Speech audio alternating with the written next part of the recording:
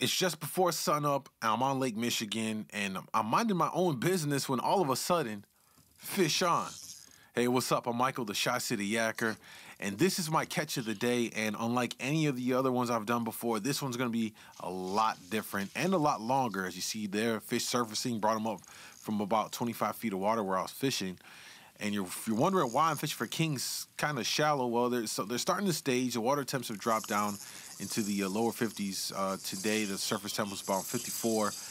But I stood in shallow for the simple reason that if you look behind you see the fog had rolled in over the water was incredible. You couldn't see maybe 10 feet in front of you. And with all the charter boats coming out of the harbor to begin the morning fishing runs and all that, it was insane. So many boaters didn't have their nav lights on, and so instead of trolling, I decided to stay closer. And besides that, I was marking fish in the shallower water. Lots of bait fish in this morning were popping on the surface as well, and I was marking bigger fish below. So I always come with a backup plan, and I've been wanting to catch a king on a jig, and I finally had an opportunity to do it. And what an experience this will be, as you will see throughout this video. Now, it's 20 minutes long. I swear I don't have that much stuff to say throughout 20 minutes. So I'll be occasionally popping in, kind of narrating what I'm thinking and what's happening right here. Currently, I have my fishing buddy, Derek, with me, who's actually being my spotter and support right now, so that I can focus on fighting this fish. He's keeping an eye on the boat traffic, making sure he's flashing them and letting these boaters know that we're here in the area, before they end up running over us with all this dense fog. And it was so crucial for me to have him there to do this. And it's another reason why I stress, if you're going on big bodies of water, Lake Michigan or anywhere for that matter, have a buddy with you. It does wonders. And it's for safety, it's for camaraderie, it's for the fun of it, but it's safety, safety, safety. At this point, I'm trying to flag down. We hear boats flying in. A lot of them didn't have nav lights on, which blows my mind. And so I'm focusing here. I'm flashing people down, letting them, shine the light, let them know that we're in the direction and whatnot. But more than anything, as you see here, man, I'm pretty pumped about this. I mean, for those of you wondering what the setup is, it's a 7-foot medium rod. It's a simple, walleye rod, if anything. 20-pound braid, Power Pros on it, and I have a 10-pound Seaguar floor leader on it, and I'm fishing a 3/8 ounce Gamakatsu darterhead jig head with a Berkeley Gulp 5-inch jerk shad, pearl white. That's it. You drop it down, and I was jigging it in around 16 some feet of water. I was marking fish. I actually saw the fish underneath me that I hooked into, and he slammed it, man, and taking me for a ride. And so I'm gonna sit back, relax, and want you guys to check out this video. I'll chime in throughout it, because there's no way I'm gonna run my mouth for 20 minutes straight through this. So hopefully you enjoy some of this, and I'll give you a little play-by-play as we go along, all right?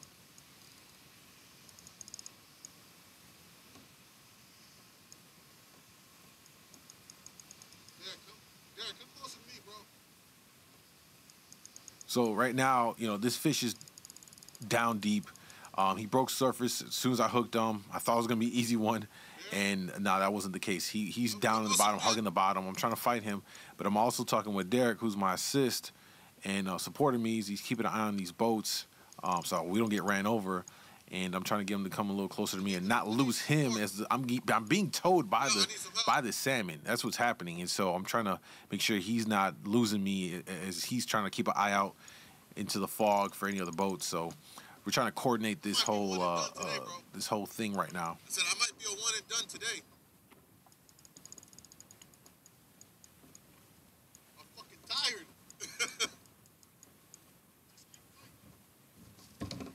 Yeah, just need to stay close to me, please. Oh my God, this is fucking incredible. As a matter of fact, it is incredible. It's the power of this salmon, of this king, on this 7-foot medium spinning rod. I mean, it's a simple bass walleye spinning setup. It's unlike anything I've fished before. I see that.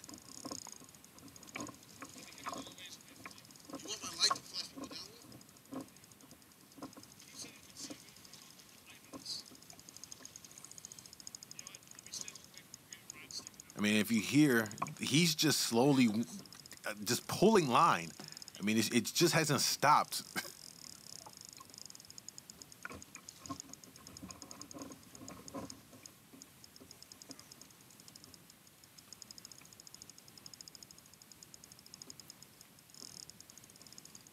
Now, one of the techniques that I utilized here to fight this fish on this setup specifically, because I had a 10-pound fluoroliter, and it's a 20-pound braid, which is it's a really thin diameter braid, a 20-pound anyway. Um, my big thing was loosen up the drag, let them run with it, and use the rod to and the backbone of it. It had a really good backbone, to let the rod do most of the heavy lifting. My thing was I did not want to break the line. I did not want the knot between the leader and the main line to pop as well. And so I'm just sitting back, holding on tight to the rod, occasionally, giving some pressure back up to kind of pull them up or turn them around a little bit. But this thing did not want to move. He's hugging the bottom. I think it might be a brown or a Laker. This one. Oh, he's been stripping. I mean, right now he's.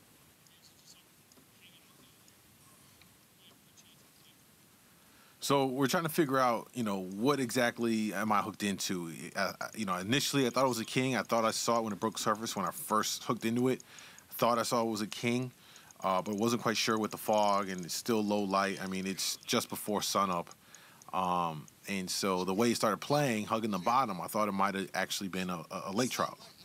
20-pound braid. So me and Derek over here, going back and forth, trying to play what fish do you have on your line game.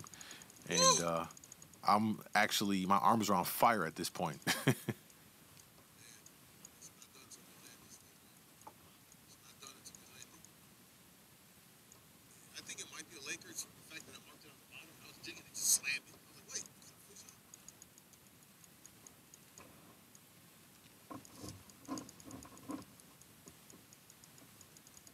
It's like he's not even tired.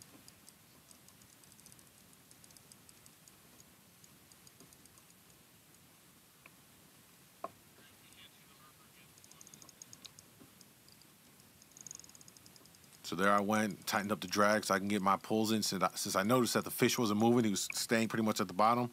I went ahead and took advantage and started to get some reels in and start bringing them up a little bit, tighten up the drag. And as soon as he started making some runs for it, I'd loosen up the drag again. So I was, you'll see my hand going back and forth to the drag to, allow him to take line when he needs it. And then when he's not moving, let me go ahead and pick up some slack and kind of bring him up to me to wear him out.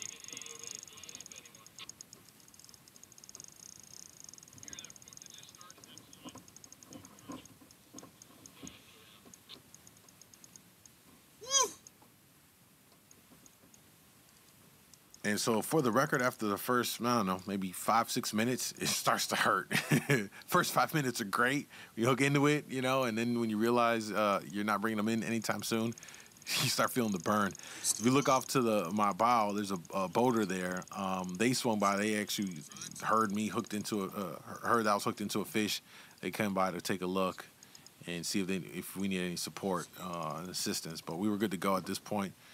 And putting on a little fishing clinic over here. If you pull up on an angle like this,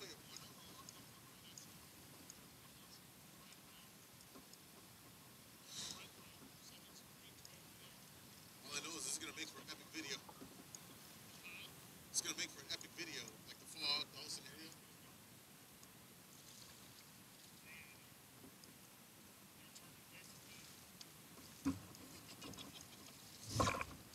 You got more control with the paddle than I do with paddles. So at this point, it's kind of like a stalemate. This king is sitting there. I'm a little bit tired. I'm just trying to figure out who's going to make the next move.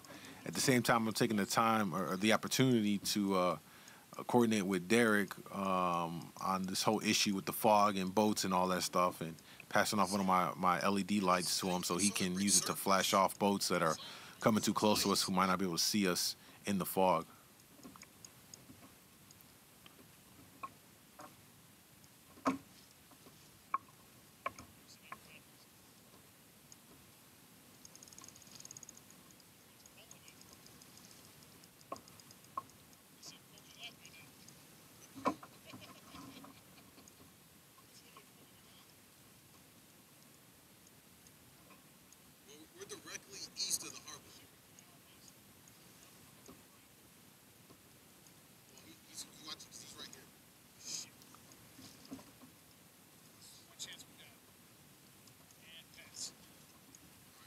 we are. We finally made the pass of the lights to help him ward off boats that are coming our direction. I mean, you hear the motors running, and surprisingly, a lot of these boats and charters were coming out of the harbor, hauling tail in thick fog, which absolutely blows my mind. It kind of goes against basic maritime boating procedures, but what are you going to do? I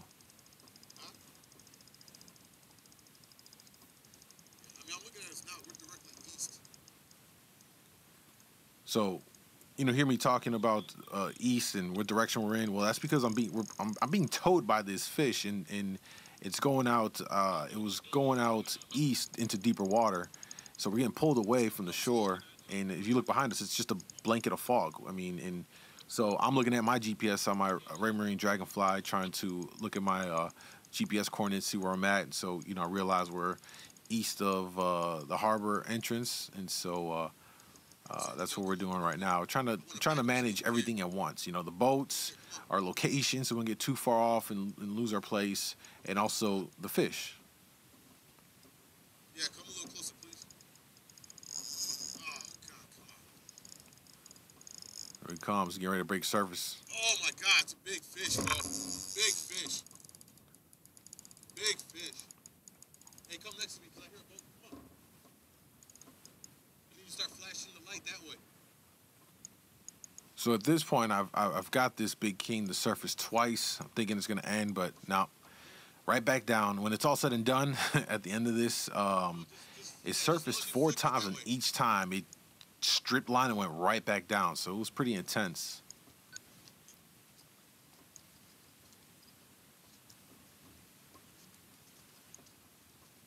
So now at this point, we're breaking out the whistles, safety whistles. It's just another layer of notification for these boaters who are coming way too close and really going way too fast in this fog, in this dense, incredible fog this morning on Lake Michigan. So we got the lights out. We're flashing the LEDs in the direction we hear motors coming at our way, and we're also utilizing the safety whistles to, as another audible way of notifying, these boaters that, somebody's out there. It's not just the open water in the fog.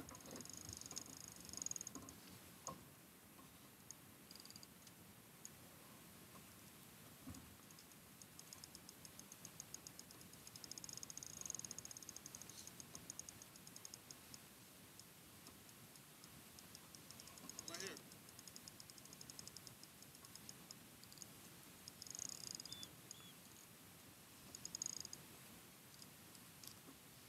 So I gotta jump.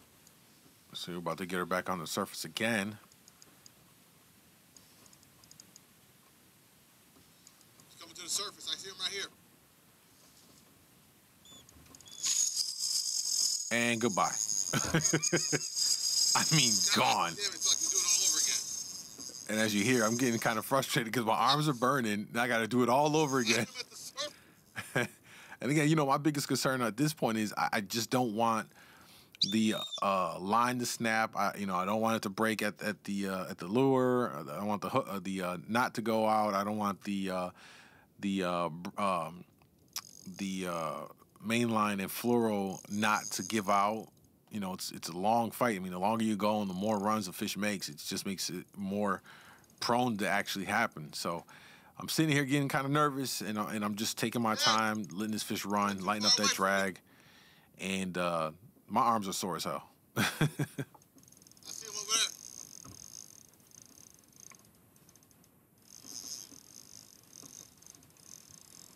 on.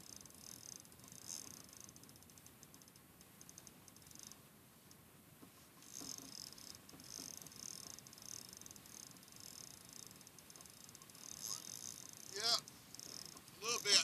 Just come back closer to me.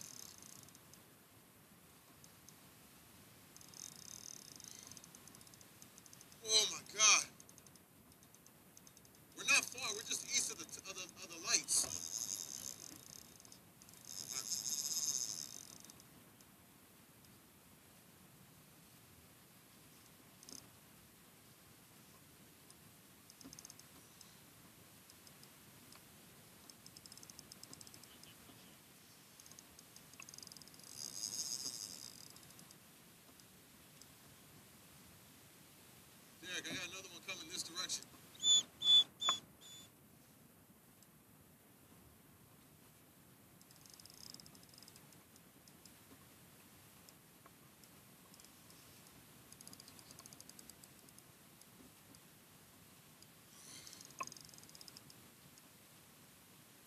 Oh, my arms are burning, D.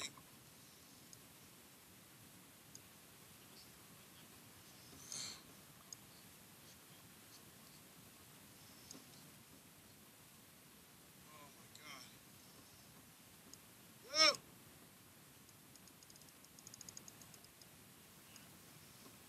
Where you guys at?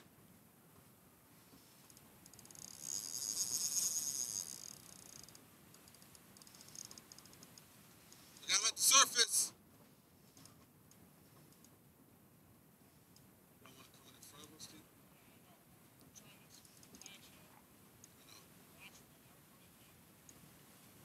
Just watching my fish is right over by you, so.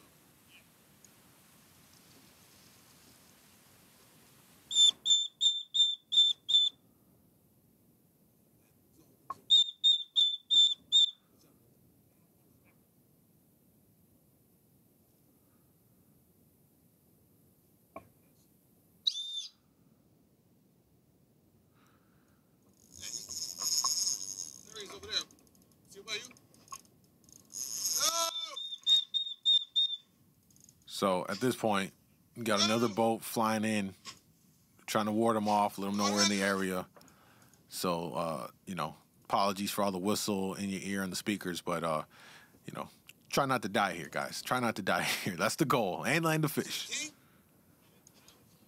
So this fish is veered off to my left, which is where Derek is, and I had to tell him to back off so the fish didn't tangle up in his kayak or any of his gears in the water.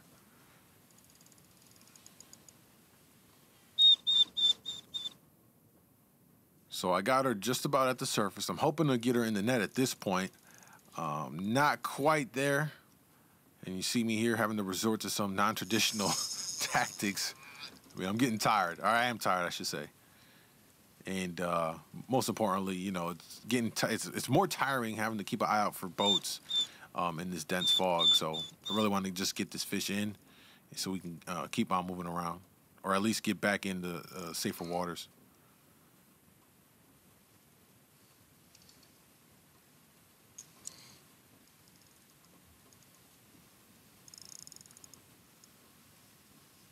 So you see here, I got her at the surface. She's just about worn out. I'm just about worn out.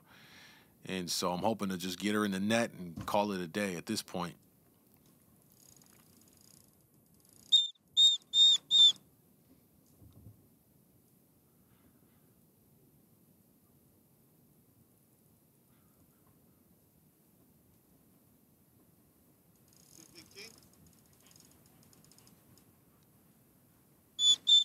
I mean, it's so close. I'm ready. I'm so ready at this point. She just does not want to give up.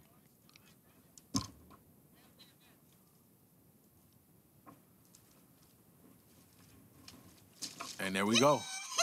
Did it. I'm done. As you can see, I'm exhausted. Over about 20 minutes of a fight on regular 7-foot, you know, walleye, bass, spinning rod setup. Spinning tackle with the jig. Remember I told you I've been wanting to catch one on a jig?